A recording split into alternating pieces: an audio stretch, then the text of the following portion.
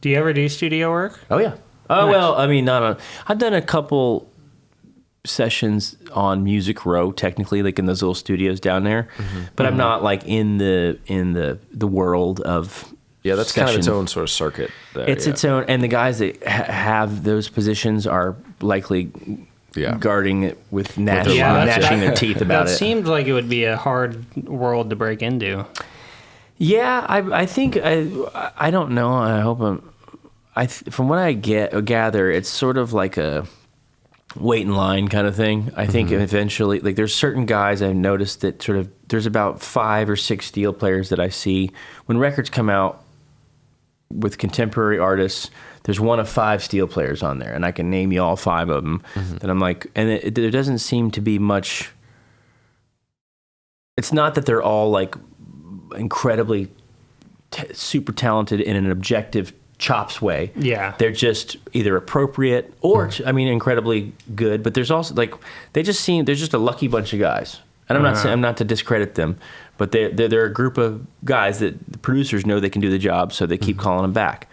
And I think what happens is if one of those guys slips up or moves away, then they go to the next name on the list, and then someone else gets a shot. And if that guy does well, then he's the new A-call.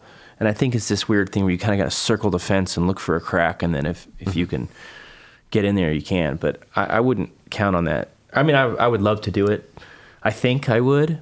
I don't know. I don't know what it's like to clock in at 10 a.m. and do 3 union sessions and then go home at 6 and having, you know what I mean? Like assembly line music. Yeah, that's gotta be. But money's like, I mean, I'd love to see how long I would last because I mean, that's nearly $1,500 a day from what I understand. So if you can make $1,500 a day, 5 days a week, I'd deal with a lot for that. You and me both. But you might tear your hair out. So right now I have a couple of producers I work for that here and there where they'll be producing something and they'll go, this needs steel. I got this guy that I send, and they send me an MP3 over drop. Sometimes they just text it to me. I fly it into my computer and I do a pass on it and I ship it back to them, and then they go, cool, thanks, and they Venmo me money. And if I have enough of those guys, I can make $500 a day in my underwear, which would be ideal.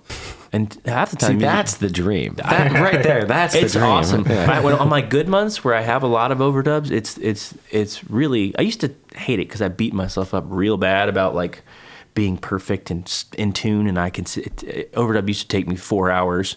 Yeah, and I used to get so mad at myself. But now I just kind of like, all right, stop, just have a good attitude, sit down there and take it piece by piece, and I make sure I do a good job. And every time I send it, I usually get it. They're like, "Oh my god, this is really good. I gotta get you and play on more." I'm like, "Yeah, please."